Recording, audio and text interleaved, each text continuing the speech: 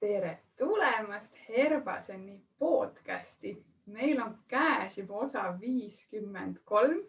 Mina olen Mai ja minuga on täna imeline Kadri. Tere! Tere, Mailis, aitäh, et kutsusid. Nii tore, et sa tulid siin. Mina juba natuke mõtlesin, et äkki peaks suvel pausi tegema, et kuidas neid õpetajaid siis sabast kinni saada ja päriselt nüüd jutustama peaaegu tunniks ajaks saab. Aga kuidas sinul on? Kas suvi on juba südames või ei saa arugi, et suvi on käes? Minu suvi tuleb südamesse peale jaanipäeva. Et tegelikult väikesed päikesekiired juba on seal. Aga võib-olla ennem, kui me lähme sinu tegusa praeguse tavaelu juurde, lähme natuke ajas tagasi. Kuidas sina üldse leidsid oma tee joogani või miks sa valisid jooga enda jaoks? Jaa, see teekond on tegelikult olnud üsna pikk. Et võib-olla see mentaalne ettevalmistus algas juba mu lapsepõlves. Ja seda just seetõttu, et mu isa on selliste esoteeriliste huvidega, siis kui nii võib öelda, et juba lapsena sirvisin neid paradoksi ajakirju, mis isa löökapi peal olid. Ja samas isa on mul olnud ka hästi sellise nagu looduse usku ja ta on seda nagu ka nii-öelda minule edasi andnud, et talle väga meeldivad ravimtaimed. Nii kui ma jalgrattaga oma põlve katki kukkusin, kohe ütles, mine võta see paiseleht sealt ja pane peale. Ja ma mäletan, kui mul tulid need teismeeast tulid need soolatüükad, et kuule, mine võta seda vereurma rohtu, et vaata siukse kollaka värvusega, et see aitab. Et ma arvan, et see nagu ettevalmistus juba tegelikult tuligi mul väga varajasest lapsepõlvest. Ja ütleme, et esimest korda ma nagu praktiseerisin joogat umbes 19 aastat tagasi. Et ma ei mäleta isegi praegult, et kuidas või mismoodi ma sinna sattusin. Ilmselt ma tundsin, et see on midagi teistsugust, see huvitab mind. Lihtsalt taustainfoks nii palju, et kogu oma nii-öelda koolipõlve ma ikkagist olin selline nagu tugev sportlane, et tegelesin 7 võistlusega ja ikkagi siukest, kus ikkagist, kuidas see on siis higi ja pisaraid tuleb valada, eks ole. Ja siis ma vaatasin, et mingi jooga, okei. Aga kuna spordiklubis oli see, siis ma mõtlesin, et okei, et see on niisugune sport, et ma lähen. Ja ütleme niimoodi, et ma isegi ei oska öelda, mis tundeid see minust tekitas, aga mulle tekkisid nagu nii paljud küsimärgid pähe. Ma mõtlesin, et okei, mis asi see nüüd oli? Aga hiljem analüüsides ma sain nagu aru, et miks need küsimused tekkisid, sest tavaliselt spordiklubides ju ei alustata joogatunde tohutu filosoofiaga, ajalooga, nii-öelda siukse nagu raami andmisega, seal hakkab kohe pihta asi. Ja ilmselt oligi see, et mul oli kõik see nagu filosoofiline, teoreetiline pool oli täiesti nagu null. Ja siis ma hakkasin lihtsalt midagi tegema ja ma ei saanud nagu aru, et miks ma siis pean neid tegema või miks see hea on. Ja see nagu too hetk mul oli nagu nii palju küsimusi ja ta nagu ei köitnud mind enam. Ja siis tekkis mingi paus. Tegelesin oma tavaspordialadega edasi, ikka higi ja pisaraid valasin. Kuni see oli siis umbes 10 aastat tagasi. Kuni siis mu väga hea ja armas sõbranna Aveli vedas mind põhimõtteliselt ashtanga joogatundi. Ma olin hullult skeptiline, mõtlesin, et no mis asja, et ma kunagi proovisin mingit joogat ja ei ole üldse minu teema, et higistada ma seal ei saa, trenni ma seal ei saa, et miks ma tulen. Aga hea sõbranna suutis mind ära rääkida. Okei, läksime sinna ja kuna ma olen üsna painduv, siis ma nagu ei saanud aru, et mis siin siis nii rasket on. Ja ma surusin ennast kogu aeg nagu poosides läbi, saamata aru, et tegelikult ma nagu teen endale karuteene hoopiski sellega. Aga hoolimata sellest ma nagu ei jätnud seda pooleli, et ma ei tundnud seda nagu seda tead, ma läksin väga valede ootustega hoopiski sinna. Ma läksin sinna trenni tegema, aga tegelikult ma hakkasin saama sealt hoopis midagi muud. Ja nii, ühesõnaga ma ei jätnud seda trenni pooleli. Ma käisin seal Aveliga edasi kuni selle hetkeni, et ma hakkasin tundma, et ma vajan justkui mingit tasakaalustavat momenti sinna juurde. Ja see oli just selline nagu vaimne pool, et ma olin nagu hästi sellises nagu füüsilises kinni ja ma nagu intuitiivselt hakkasin siis nagu otsima selliseid tasakaalustavaid nüansse oma praktikasse. Ja nii ma siis jõudsin tegelikult reikini ja erinevate meditatsioonideni. Ja siis ma tundsin läbi selle, et ahaa, et nüüd mul hakkavad need asjad nagu tasakaalu minema. Nii palju ka taustainfoks, et alguses ma õpetasingi nagu power joogat, et see oli selline nagu sujuv sümbioos vanast ja uuest, et see uus jooga ja siis nii-öelda see vana nagu sihuke kergejõustiku poole, et ikkagist higi ja pisaraid ka. Ja seda ma nagu õpetasin, aga ma ikkagist, see oligi seesama hetk, kui ma tundsin, et midagi nagu on balansist väljas, et midagi on kuskil veel, mis on justkui nagu puudu. Ja siis ma niimoodi vaikselt hakkasin leidma selliseid vaimsemaid praktikaid sinna juurde. Ja ma olen väga rahul, sest mulle väga meeldib, mulle väga sobivad meditatsioonid ja sellised energiatöövõtted, kui nii võib öelda. Ja nüüd umbes õpetaja olen ma olnud 5 aastat, hästi niimoodi üldiselt öelduna. Ja siis, kui ma nii-öelda, see oli 2017, kui ma siis nii-öelda hakkasin valmistuma selleks joogaõpetaja koolituseks, et 2018 sõitsime siis koos Aveliga Hispaaniasse õpetaja koolitusele. Vot siis hakkas mul nagu justkui nagu see pilt nagu kokku jooksma.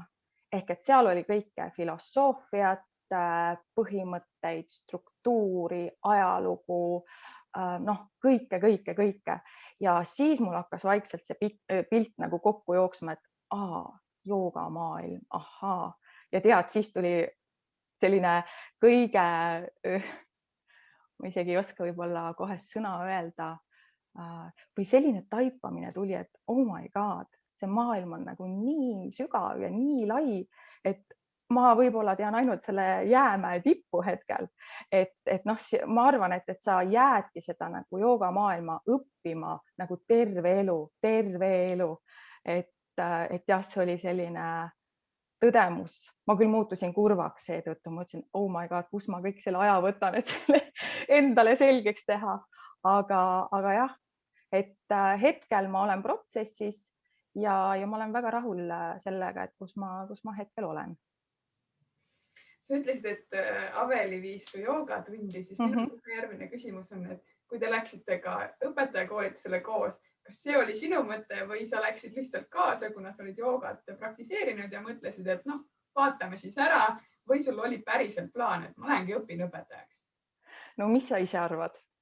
Loomulikult, et Aveli on ikka väga põhjusega saadetud minu ellu, et kuna ma oma natuurilt olen olnud kogu aeg selline ontlik, tubli tüdruk, eks ole, ise väga julgeid ettevõtmisi ei planeeri, siis Aveli on sihuke tasakaalustav energia minu kõrval, kes tegelikult lükkab mind minu mugavustsoonist välja ja tegelikult seeläbi pakub mulle nii palju arengut, uusi kogemusi siin elus. Aga selles mõttes, et ma ei läinud ju kuidagi vastutahtmist, et loomulikult ma mõtlesin, et ma tahan aru saada, mis asi see joogamaailm üldse on. Ma tahan, et mul oleks endal selline kindel taust ka filosoofia mõttes, et kui ma annan küll füüsilist tundi, aga kõik see, mis seal nii-öelda tagataustal on, ma tahtsin sellest aru saada ja ma tahtsin kindlasti seda õppida. Aga jah, et selle hullu plaaniga tuli ikka Aveli välja. Huvitav, et sa toodki selle välja, et inimesed ju tulevadki meie ellu, kas meile midagi õpetama või meilt midagi õppima. No absoluutselt. kas sul on äkki veel mõni selline näide, kuidas sa oled mingil hetkel avastanud, et võib-olla isegi mingisugune ebameeldiv olukord tegelikult on olnud vajalik? Ja ma juba vabandan Aveli ees et täiesti nagu selles mõttes see on lihtsalt sihuke kogemus, mis on mu nagu ellu või mällu jäänud. Et me korraldasime siin enne koroonaaega, siis ütleme siis 2019 Hispaanias joogalaagrit. Ja ma olen ju sihuke, kardan ja põen ja siis mõtlesin, kuule Aveli, et kui me lennukiga sõidame, et siis sõidame koos, eks ole, on ja. Kõigepealt oli jah, on ja siis ta, kuule Kats, et mul ikkagist on vaja korraks nagu, ma ei tea, mis iganes lastega eraldi olla kuskil Hispaanias, et aga ma organiseerin nagu mõned laagris olijad, et saate koos minna. Okei, mõeldud, tehtud, minul kõik kindel. Jõuame siis vahepeatusesse, see oli Inglismaal. Ja siis olime seal nii-öelda passikontrollis ja siis nii-öelda see kaasjoogataja seal hakkas vaatama neid aegasid, et okei, et meil aega on, et järgmine lend läheb siin mingi 1,5 tunni pärast. Ma ütlesin, et oot, mis tähendab 1,5 tunni pärast, et ma vaatasin, et mingi 40 minutit, et mis mõttes. Oh my god, ja see tõde, mis sealt tuli, oli see, et Aveli oli võtnud mulle ikkagi pileti teise lennu peale, mis tähendab, et ma pidin täiesti üksi siis Inglismaalt sõitma Hispaaniasse. See oli õhtul mingisugune kell 10. Siis tuli välja, et kuna ma olen esimene, kes jõuab Hispaaniasse, ma pean kuidagi jõudma linna, mis asub mingisugune 8 kilomeetrit sellest lennujaamast. Seal helistama mingisugusele noormehele, kes annab meile võtme, kus nii-öelda me koguneme nii-öelda öö jooksul, et kõik need lennud, kes kokku tulevad. Ja siis mul oli niimoodi, et ma vist tardusin see hetk, aga nii-öelda pikk jutt kokkuvõetuna ma tegin selle teekonna läbi. Oli hirmus ja pärast, kui see oli kõik läbi, siis ma mõtlesin, et vau, et milline kogemus tegelikult, et ma ületasin oma hirme, täiega ületasin oma hirme ja ma nägin, et midagi ei juhtunudki halba, et ma sain hakkama, ma sain loota iseendale ja tegelikult ma saan hakkama. Et jah, selline kogemus siis ka veel. See on väga eluline ja tegelikult meil kõigil ju igapäevaselt juhtub selliseid asju, et justkui nagu sunniviisiline hirmudele vastu astumine, kui nii võib öelda, eks. Kuidas sa sellistes olukordades suudad rahulikuks jääda, et okei, sa tardud ära, aga mis siis edasi toimub? Kas sul on äkki mõni nipp või taktika, mis seda aitab?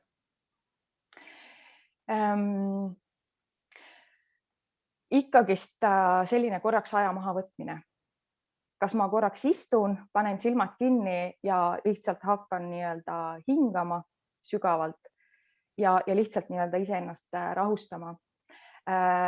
See viib mind tegelikult selle punkti juurde, et see kuidagi see joogateekond on minu jaoks olnud tegelikult oma mugavustsooni piiride nihutamine. Ehk et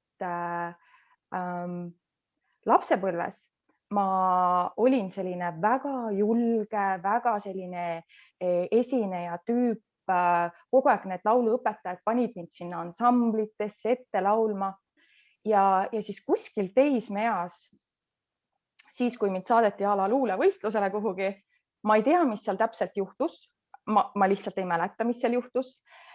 Mingi krõks käis minus ära niimoodi, et ma hakkasin meeletult esinemist kartma. Ja tegelikult ma olen sellega nii-öelda pidanud kuidagi silmitsi olema üsna pikalt.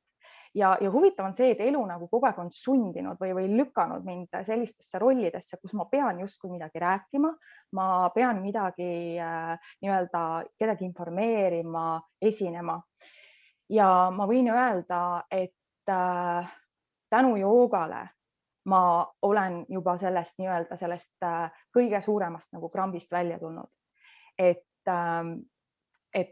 see on nagu üks kõige suurem selline kingitus, mis see jooga on minule tegelikult andnud. nii, aga tulles sinu küsimuse juurde, kas sa palun kordaksid veel seda? Ega ma tahaks juba järgmist asja küsida. Okei. Esimene küsimus oli see, et kuidas sa hirmuga toime tuled, eks? Ja tegelikult sa ju vastasid, on ju. Aga kui me nüüd lähme selle juurde, et jooga on sind aidanud selles protsessis, kas oskad ka võib-olla mõne asendi näite tuua, mida sa võib-olla alguses pelgasid või ei tahtnud teha, lihtsalt ei meeldinud ja praegu teed, sest sa oled justkui sellest hirmust või emotsioonist lahti lasknud?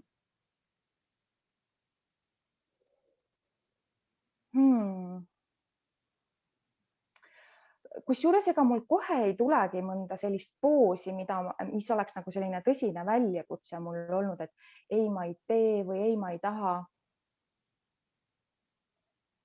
Mis on minu jaoks millegipärast vaimselt väljakutsuv, on olnud see nii-öelda topelttuvipoos. Aga noh, see on kõik seotud puusapiirkonnaga, emotsioonidega, allasurutud emotsioonidega, et sellega ma nagu tegelen ja ma võin öelda, et see nagu poos on muutunud mulle juba selliseks nagu nauditavaks. Et aga mingit sellist, mis oleks olnud selline tõesti nagu, et noh, kogu aeg sihuke komistuskivi praktika jooksul, et sellist ei ole isegi olnud. Ega ma ei tahagi piinata, see on alati et tuuagi välja, et näed, et joogaõpetaja küll, aga ikka on ju endal mingisugused punktid, mille kallal tööd teha. No absoluutselt, jaa. Aga kuidas siis näeb su tavapärane päev välja?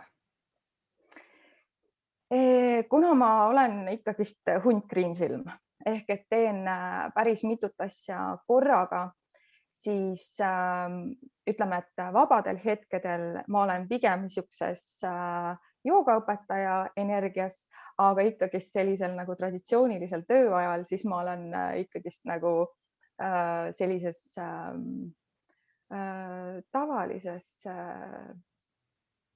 tavalise töötaja energias, kui nii võib öelda. Aga ma arvan, et natuke isegi paremas, sest ma olen niisugune parandamatu, võib-olla ka naiivitar, sest ma alati arvan, et nagu kõik saab korda, kõik läheb hästi, kõik on positiivne. Aga kuigi rääkida võib-olla, et kuidas minu päev välja näeb, siis ja kuidagi võib-olla seostada seda joogaga, siis kindlasti minu hommikud algavad kõigepealt poole sidruniveega, sooja veega, et mul kohe nagu keha nagu tunneb, et ta tahab ja kui mul ei ole seda sidrunit, siis mul on kohe nagu see, et jäi nüüd ostmata see sidrun. Et kindlasti see soe sidrunivesi ja nüüd viimasel ajal ma arvan, et 1,5–2 aastat on ikkagist mul olnud hommikumeditatsioonid. Sellised pisikesed, sutsukesed, aga lihtsalt see nagu kasutegur on nii meeletu, et ta toob mind kohale, ta rahustab mind maha ja siis ma saan minna. Ja õhtud ikka, kas oma praktika, oma tundide ettevalmistamine või siis tundide läbiviimine. Aga kui me korraks tuleme meditatsiooni juurde tagasi, siis kas sa mediteeridki täisvaikuses või on sul mingi teine nipp? Tead, ma tunnetan seda. Vahest ma olen täiesti vaikuses, vahest ma kasutan juhendatud meditatsiooni, vahest mul on ainult mingi looduse heli taustaks. Et ma alati tunnetan ära, et mis see täna kõige sobilikum on. Aga kui nüüd võtame selle, et sul on päevatöö ja sul on joogatöö nii-öelda, eks.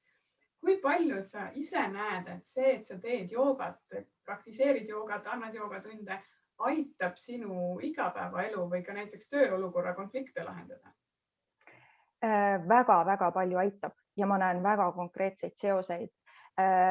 Tulles tagasi selle nii-öelda mu esinemise teema juurde ja mu töö nõuab väga palju esinemist, siis jooga on see, mis tegelikult, ma võiks öelda, et raku tasandil treenib mind, et see ei ole probleem enam. Konfliktide puhul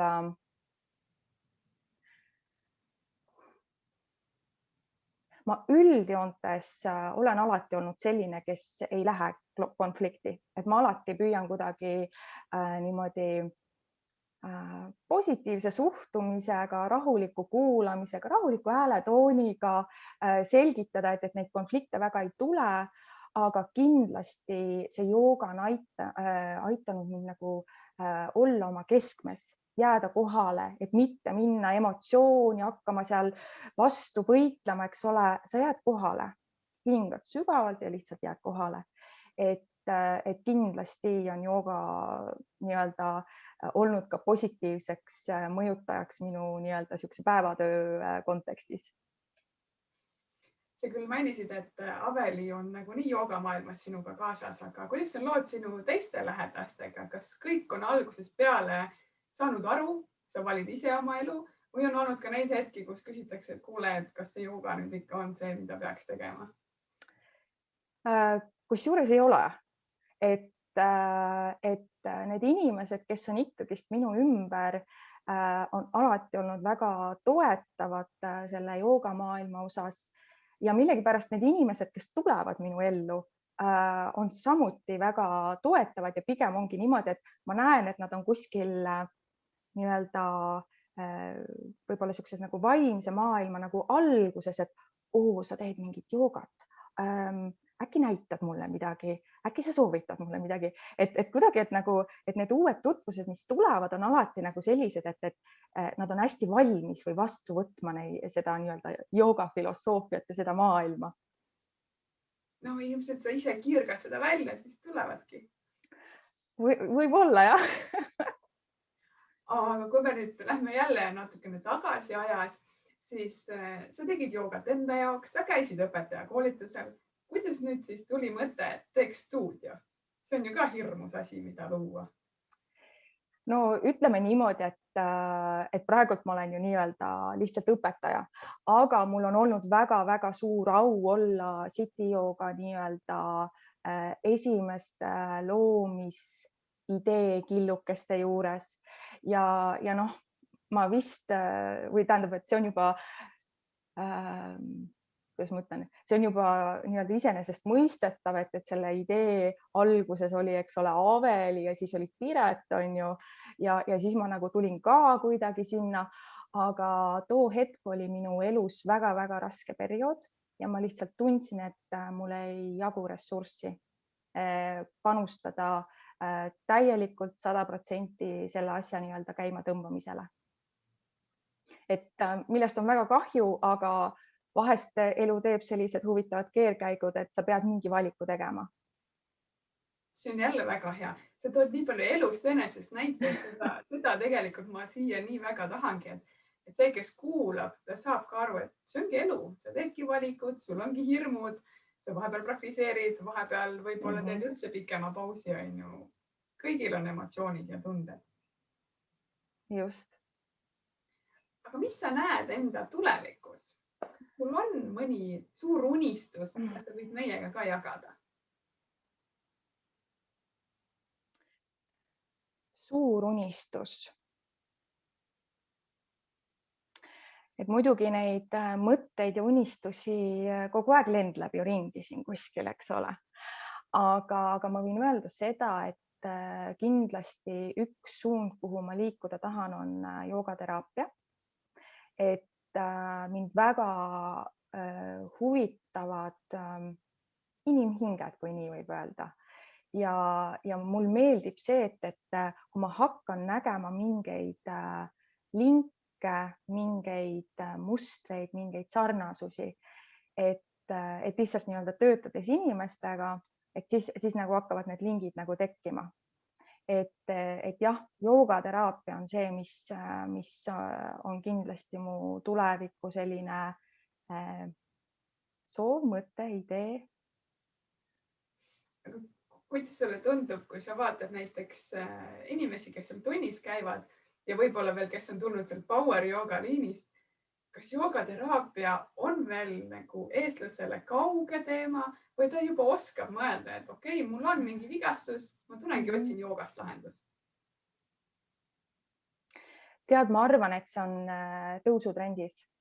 Et võib-olla alguses see oli hästi selline, mina võib-olla puutusin selle nii-öelda termini ja selle nii-öelda filosoofiaga, joogateraapia filosoofiaga kokku 5 aastat tagasi ja siis ta oli nii-öelda minule uus ja võib-olla need nii-öelda need tehnikad, mis seal kõik sees olid või selle kontseptsiooni sees tundusid ka sellised võib-olla võõrad, võib-olla natuke siuksed, et oot-oot, et ma ei tea, kas ma ikka päris tahaks, aga mida aeg edasi ja ma näen ka oma õpilaste pealt ära, et nii kui liigun või nii kui arenen mina edasi, tegelikult nemad arenevad niimoodi järgi, me areneme koos ja tegelikult ma võiks oma õpilaste pealt öelda, et nad on valmis.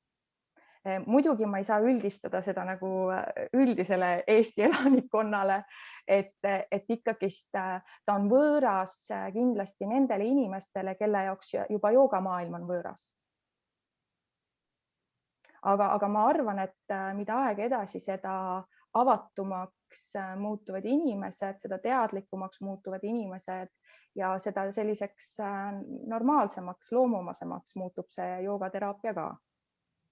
Aga kuidas on lood joogamüütidega? Kas sa veel kuuled mõnda või kõik on ikkagi avatud ja on valmis proovima? Tead, viimasel ajal isegi ei ole enam nende müütidega kokku puutunud. Aga siis, kui ma alustasin joogaga, siis oli ikka see, et te istute, laulate, jumisete, et mis trennist sa räägid, et Kadri, et sa oled kerge jõustiklane olnud, et mis asja nüüd ümised seal maas. Ei, see ei ole nii, päriselt see ei ole nii. Aga see ongi see nii-öelda mõttemaailma muutus, et enne kui inimene seda ise ei ole kogenud või isegi ta ei ole näinud, mis me teeme, siis ta arvabki, et see on lihtsalt kuskil põrandal ümisemine ja selles ei ole ka mitte midagi halba. Selles mõttes, et põrandal ümisedes võib väga hästi meditatsiooni ära teha, päevameditatsiooni. Nii et igal ühele üks ja igal ühele nii-öelda sobiv. Aga ma arvan jah, et viimase 1,5 aasta osas ma küll ei oska ühtegi nii-öelda müüdinäidet enam tuua. Võib-olla oli asi ka selles olukorras, et kõik on toimunud laivis ja ei ole väga kokku saanud ja nii edasi. Aga kuidas sulle üldse tundub, kas see live video joogatund on tulnud, et jääda või äkki saame ikka saaliga jätkata nii nagu vanasti?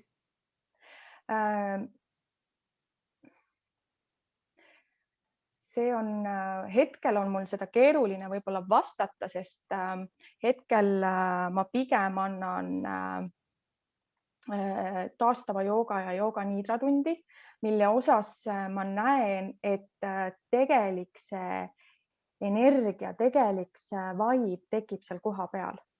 Ehk et ma tegin küll seda laivis või nii-öelda video vahendusel piirangute ajal, aga ikkagist praktiseerijatel on suhteliselt keeruline võtta see tund-poolteist kodus ilma segajateta ja minna sinna oma nii-öelda teadvuse erinevatesse kihtidesse. Et see on väga-väga väljakutsuv ja isegi siis, kui sa mõtled, et okei, pere on ära saadetud, telefonid välja lülitatud ja näiteks siis hakkab sul naaber puurima seal, ma ei tea, pilti seina või midagi. Jälle oled sa nagu tõstetud nagu nii-öelda pinna peale, et ei saa nagu sinna sügavale minna. Et seetõttu ma leian, et see taastava jooga tund kindlasti toimib paremini stuudios. Aga mõned, ütleme sellised füüsilisemad praktikad, kus võib-olla ei ole lõpus sellist süvalõdvestust või meditatsiooni lisatud, et neid saab kindlasti praktiseerida ka kodus. Ja ilmselt on see ka väga vajalik, sellepärast et piirangute ajal ikkagist inimestel see kõik, mis siin tekib, see on ju vaja kuidagi vahepeal nagu ära nagu maandada, eks ole. Ja siis nii-öelda paned play nupust käima selle video, et see kindlasti lahustab nii mõnedki pinged ära. Täiesti nõus, ma arvan, et ilmselt on see sümbioos see, mis meid ees ootab. Just. Tuleb kohaneda. Absoluutselt. Aga kuidas sina üldse näed ennast näiteks 85-aastasena?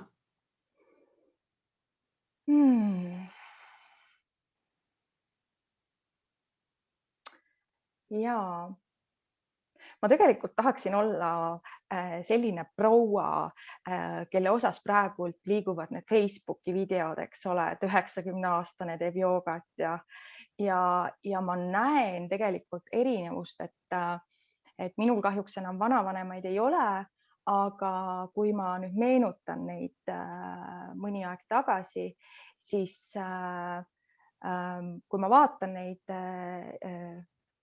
kuidas siis viisakas oleks öelda, joogaprouasid, ütleme seal 80+ ja ma võrdlen neid oma vanavanematega, siis see vitaalsuse erinevus on ikka väga-väga suur. Ehk et ma olen nagu aru saanud seda, et ka praegult oma elus, et ikkagist see jooga regulaarne praktiseerimine muudab sind vitaalsemaks nii füüsiliselt kui ka vaimselt. Ja ma arvan, et see on see, mis hoiab sind noorena. Muidugi keha võib-olla nagu eluaeg ei hoia, aga meel kindlasti. No kui meel on noor, siis sa hoiad keha ka ise. Siin pool võitu. Aga ütleme nüüd, et ma küll näen, et sa tegelikult oled õnnelik ja sul on kõik nagu tasakaalus, aga ma ikkagi usun, et ka sina vajad puhkust. Kuidas sa puhkad? Ja ma vajan väga puhkust. Peale jaanipäeva ma juba olen oma mõtetes seal, aga kuidas ma puhkan looduses. Ma tavaliselt sõidan ära maale, mul on Pärnumaal on lapsepõlvekodu suurte metsade ja soodega ja seal ma olen ja tavaliselt ma võtan ette ka selliseid power smoothie kuure seal. Ehk siis iga hommiku ma ei söö mitte midagi enne, vaid ma lähen aeda, lähen metsa, korjan sealt naati, korjan sealt võilillelehti, jänesekapsaid, tulen aeda, võtan sealt mõned mustsõstralehed, mõned vaarikalehed ja siis teen hommikuti endale niisuguse power kicki. Ja kui ma 2 nädalat niimoodi ära teen, siis ja seal maal nii-öelda puhkan looduse keskel, siis see jõud, mis minu sisse tuleb, see on ikka fenomenaalne, ma ütlen. Ja ikkagist loodus maandab mind ja tavaliselt ma nagu olen ka igasugusest nagu digivärgist olen välja lülitatud täiesti nagu, kuidas ma ütlen, intuitiivselt, et ma ei tee seda enam teadlikult, vaid ma tahan sellest lahti saada ja siis ma ei olegi kättesaadav sageli. aga jah, looduses puhkan ja läbi selliste, kuidas ma ütlen siis, taimesmuutide, Eesti looduse nagu produktsioon, igasugused ka, mitte ainult taimed, eks ole, ka igasugused juurviljad, puuviljad kuuluvad sinna juurde.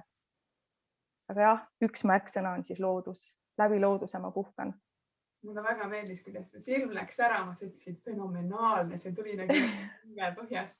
Tegelikult ma täiesti nõustun, ei ole vaja mõelda, mul on vaja välismaale minna, et puhata. Meil on Eestis nii suurepärased võimalused ja eriti veel praegusel ajal on ju minna ja uudistada ja nautida. Aga kui me nüüd lähme natukene filosoofilisemaks, siis millised on sinu elus näiteks 3 põhiväärtust, mille järgi sa kõiki oma valikuid ja otsuseid tavaliselt langetad?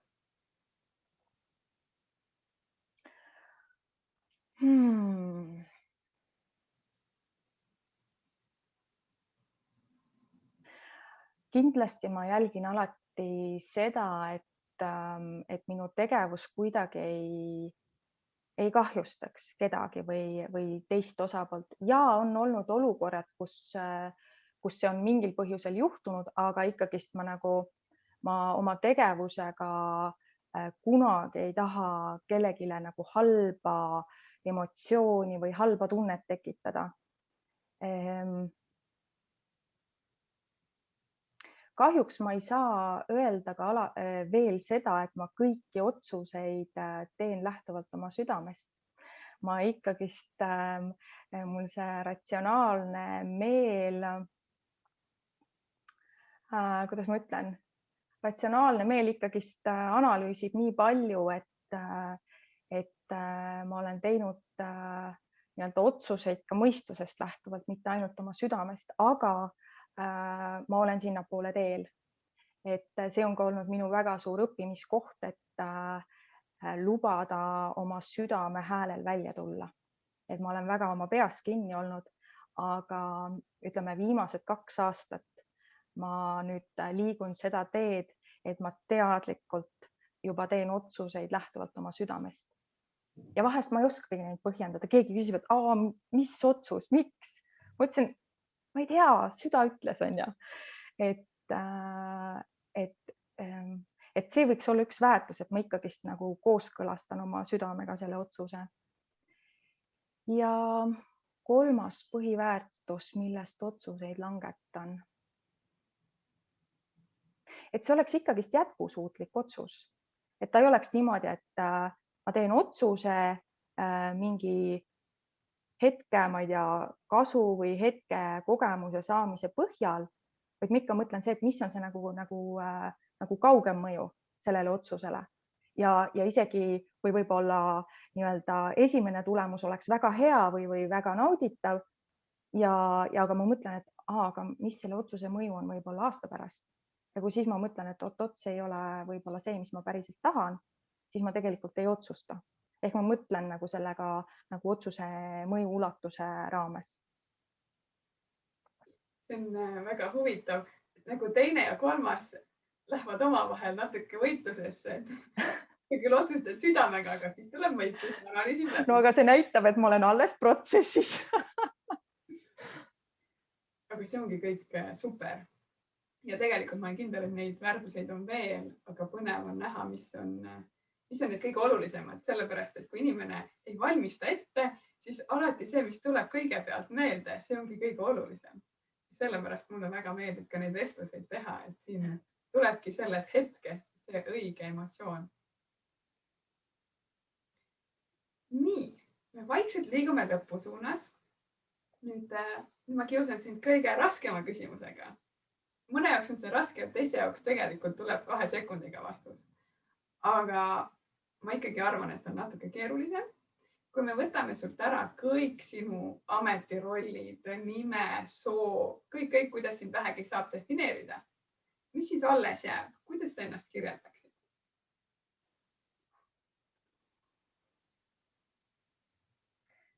Ma arvan, et alles jääb ju kindlasti hing, eks ole. Et hing on hing olenemata sellest, kas ta on meessoost või naissoost või mis rollid tal on. Aga huvitav on see, et mul selle hinge ümber tekib selline nagu võiks öelda siis justkui nagu aura, mis on selline rõõmus, helge ja positiivne. Et kuidagi selline esimene visuaal tuli. Näed, ei olnudki keeruline. Aga nüüd võib-olla natukene positiivsemasse suunda või ma ei oska öelda, eelmine ka ei olnud negatiivne, aga kui sa peaksid kokku võtma enda jaoks õnne olemise, mis asi siis on õnne olemus sinu jaoks?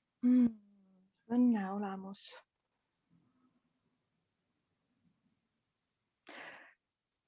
Õnne olemus on ikkagist minu jaoks selline nagu südamerahu. Südamerahu, et ma nagu olen õiges kohas, ma teen õiget asja ja see teadlikkus, et tegelikult on hetkel ju kõik hästi.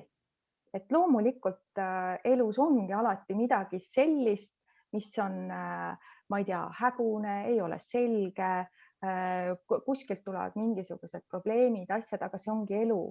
Aga tegelikult, kui me nagu mõtleme selle nagu laia kontseptsiooni peale, siis nagu just nüüd ma jäin selle hinge kinni praegult, aga et nagu hinge mõistes need olmeprobleemid on täiesti nagu tähtsusetud. Et oluline on see, et hing oleks rahul ja hing, ütleme, kui ta ütleb sulle, su teadvusele, et kuule, et tegelikult on jumala hästi kõik on ja vahet pole see, et ma ei tea, ma ei tea, veetoru lõhkes või miskit, tegelikult on kõik hästi ja selle saab nii-öelda alati saab lahendatud, mis toob kohe ka nii-öelda minu niisuguse nagu tegelikult motoni, elu motoni või elufilosoofiani on see, et ma olen terve elu kuidagi, see lause on mul kuidagi kuklas kaasas käinud, et kui kuidagi ei saa, siis kuidagi ikka saab. Ja no ei ole olnud selliseid olukordi, mida ei oleks võimalik lahendada. No kuidagi ikka saab, et no kuidagi ikka saab ja see on mind nii-öelda drive'inud, mis tähendab seda, et kui on olemas hingerahu, mis teeb sind õnnelikuks tegelikult, siis kõige muuga saab alati hakkama. See on väga hästi öeldud ja ma ei oskagi rohkem midagi küsida. Mõttes niipidi, kas sa ise tahaksid äkki veel midagi siia lõpetuseks jagada, mis sul võib-olla on südamel, aga mina ei ole osanud küsida? Mis on võib-olla südamel? Ma tegelikult nagu sooviksin, et kuidas ma siis ütlen, et inimesed ei mattuks selle nagu olme probleemide, sellest tulenevate selliste emotsioonide alla, et kuna ma olen vaata nii-öelda ühe jalaga olen niisuguses nagu tavaelus ja teise jalaga olen niisuguses nagu vaimsemas maailmas, siis mul nagu tekib jube hea võrdlus alati ja ma nii soovin, et tegelikult ka see nii-öelda siis see tavaelu või tavakodanik, et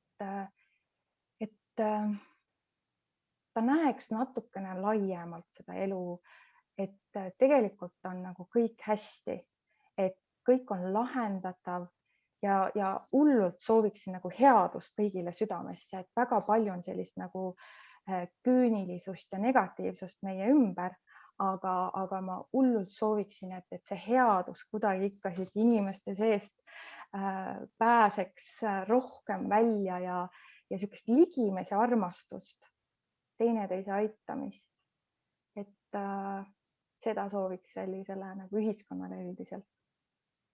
Nii ilusad soovid.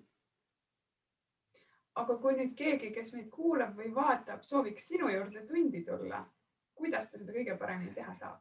Ja võib kahte pidi läheneda, võib läbi meie City Yoga stuudio kodulehe läheneda, kirjutada info@cityyoga.ee või siis Facebookis City Yoga stuudio ja seal Messengeri kirjutada, et siis mu armsad nii-öelda kolleegid City Yoga stuudiost siis kohe vastava info edastavad mulle, kui see peaks vaja olema.